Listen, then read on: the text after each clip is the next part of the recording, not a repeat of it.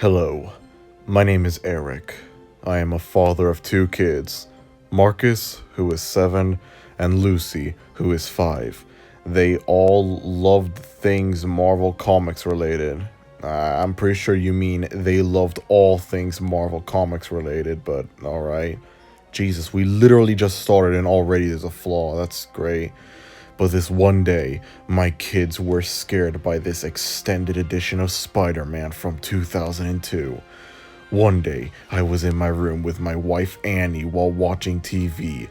I was watching The Simpsons when my kids came storming into my room screaming, "Dad, the new Spider Man film is out. Can we go see it, please?" I said okay, and I told them that we would go see it after school on May 7th, 2002. Tuesday came. I got out of work at 2:30 and picked up my kids from school. The school they go to is called Sumner Elementary School, which I'm hoping is not a real school. We drove down to the Regal Tall First 10 in Bonnie Lake, Washington, which, again, I'm hoping is not a real location. Before the movie, I asked my kids if they wanted a Happy Meal from McDonald's. I sat down in the restaurant with them. Why would you just not go into a drive-thru? Wouldn't that be way quicker if you went into a drive-thru? Unless... No, McDonald's did have drive-thrus in 2002. That's fucking stupid if they didn't. After lunch, we walked down to the theater and purchased 3 tickets for Spider-Man. Right before we entered the theater, we saw Stan Lee sitting near the door. Damn. Even in creepypastas, Stan Lee can make cameos. God damn, what a legend. He asked, "Are you fellows seeing the new Spider-Man?"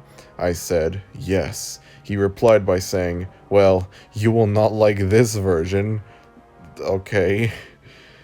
We went into the theater. Our number was 1. I was surprised because we were the only ones inside.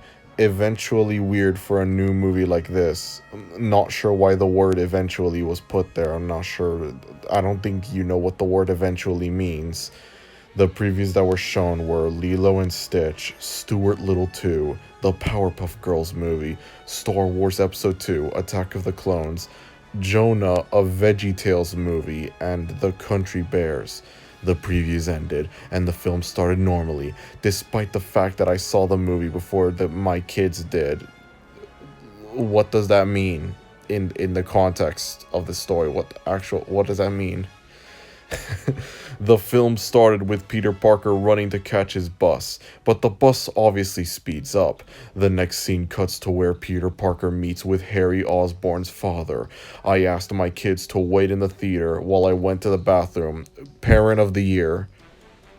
Parent of the fucking year. I don't care if there's no one else in that theater. If you're going to the bathroom, take your kids. Don't just leave them in the bathroom. You got a 7-year-old and a 5-year-old. I don't care. I don't care. Like, if there's no one else in the theater, take your freaking kids to the bathroom with you. I would not leave my kids unless they're like older. The parent of the year. I mean, it's not the first time we've had shitty parents in these stories, but yeah. I mean, the very first story we read had a great father as well, or a mother, I don't remember. Great parenting in the very first creepypasta that I ever read, so yeah. They're great. When I finished my phone call in the washroom, you never said that you had to go to the bathroom because of a phone call, but okay. I heard a scream coming out of the theater I was in. My heart sank down when I heard that. But how the heck would I hear screaming all the way through a simple bathroom? I quickly rushed back to the theater and asked my kids what was wrong. You can't do that, bro. You literally brought up a freaking plot hole. How did you hear the screaming all the way through a bathroom? What the fuck is this story? Nah, man, you can't just do that. You cannot do that. You can't just acknowledge a plot hole and then do nothing with it. What the fuck is this story? I quickly rushed back to the theater and asked my kids what was wrong. Lucy pointed to the screen and I felt my heart sink to rock bottom. It was a horrifying glimpse of Mary Jane Watson screaming. Her eyes had dark hollow holes. Oh wow, scary MS Paint. Oh, the horror. In the background, I could desperately hear. What the fuck is this? My Nutmeg Fantasy by Macy Gray in reverse in the background. What the fuck is. What is My Nutmeg? What is. What is this story? What are we reading? Merry fucking Christmas, everyone. I, what is this story? I told my kids to calm down and tell them it was just an image. It then cut to the scene where Peter is visiting the graveyard. He spots Norman Osborn dressed as the Green Goblin. Peter Parker pulls a pocket knife and stabs his eye socket. He stabs whose eye socket?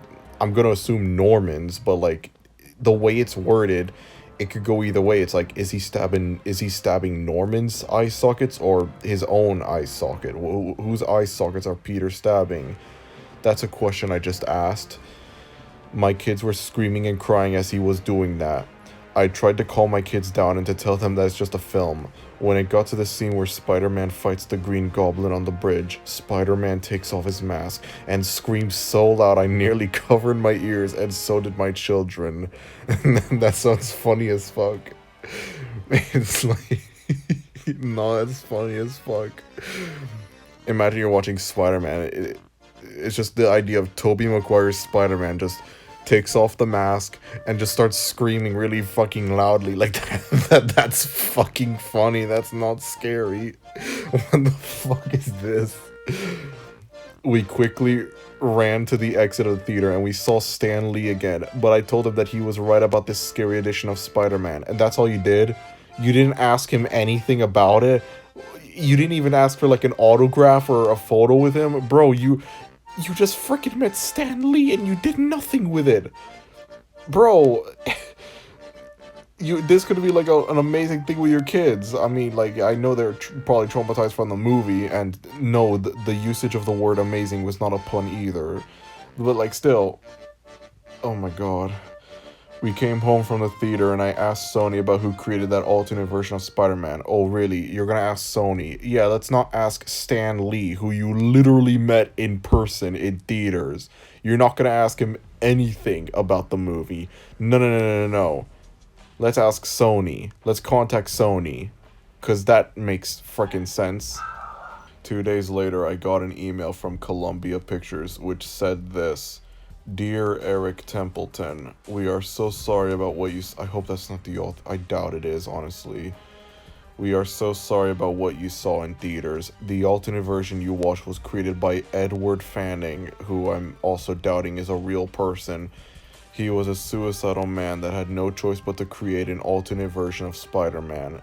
Back in June 30th, 2000, our script was finally done, but Stan Lee accidentally told us that Edward Fanning made the script for the missing film. I hope your kids are okay from this nightmare. In 2001, Marvel didn't appreciate the alternate version, but Edward Fanning said that if they don't appreciate this version, he would fire us. So then we released it on purpose. I am sorry that your kids were so scared by this. Best wishes, Marvel Comics.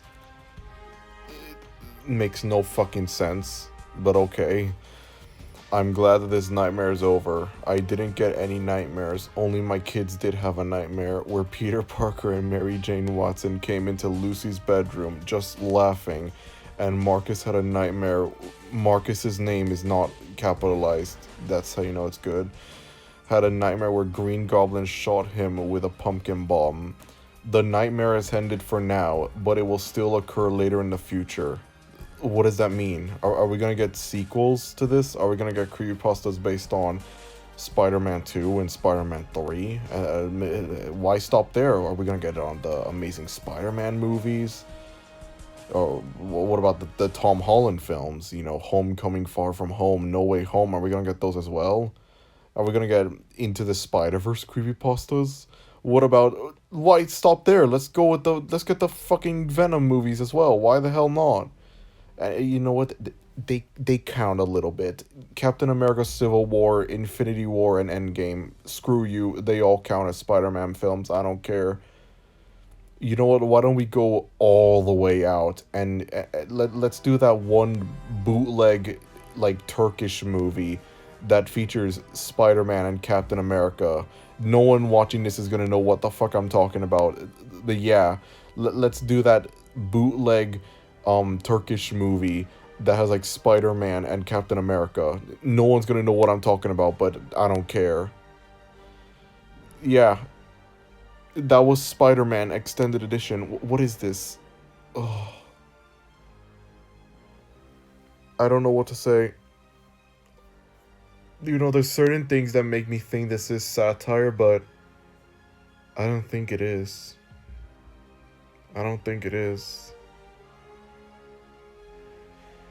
Alright. That was. The fucking problem with reading these stories is that, like, I don't know how to end off, like, reading them. Like, what do I say when I'm done with them? I don't want to just abruptly end it. Yeah. I don't know what else to say. This is crap, unsurprisingly. There you go. Topical. Spider Man Extended Edition. Topical. Relevant. Probably should also read a Matrix creepypasta to, make things even more topical, but I'm not doing that because I've never fucking seen any of the Matrix movies. So, yeah. Um, alright. There you go. There's Spider Man Extended Edition.